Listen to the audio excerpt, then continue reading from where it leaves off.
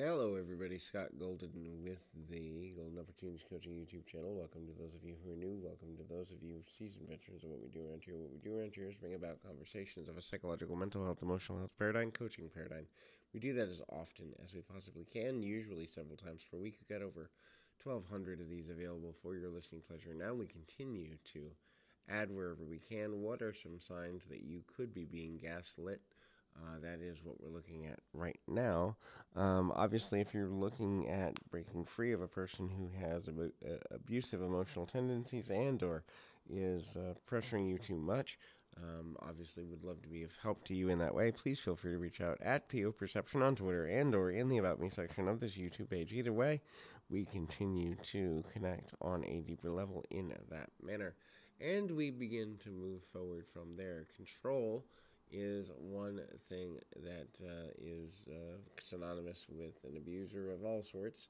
So if a person is trying to be controlling of the way you feel, the way you express yourself, the way you think, what matters to you, and trying to downplay your own emotions, that's the other side of that. So the control is usually to get you to talk about yourself less, talk about what bothers you less, talk about your feelings less, basically downplaying your emotions and controlling the narrative that their struggles, their difficulties, their hardships, their challenges, whatever they may be, are harder than yours. Thus, that your feelings, emotions, and experiences are not as important as theirs, and/or that you don't deserve the right to express them in the way that you would like to, and ultimately get things going there.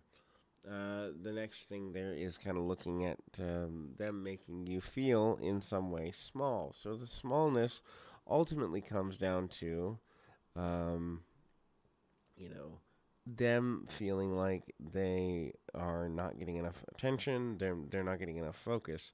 So, minimizing your emotional state, minimizing how you see the world, minimizing what it is that matters to you, and how you view your relationship is important. Trying to divert attention away from the way that you feel they need to take more responsibility is also a common thing for these folks to do. Doesn't necessarily mean that it's right or wrong. It just means that that's their focal point, and in an amazing way, it's difficult and somewhat overwhelming for people to feel like their progress of process never really makes a big deal of difference to them. The next thing there is no responsibility, so they won't take responsibility for any harm that they've caused or the perception of harm that they've caused. Just because a person is at a place where they feel they've been caused harm doesn't mean the other person agrees, but at the same time, there's also the challenge of taking responsibility that a person could interpret something to be hurtful and checking to see if intentions match. When a person refuses to take any responsibility for the way another person feels, or anything that they could have done to cause a person to feel in a negative way, that's also a sign of gaslighting, because diversion of responsibility for emotional state is a great way for a gaslighter to not grow or not have to change their behavior or not have to admit that they could have done things differently in a manner that would have been more conducive to helping the other person. So,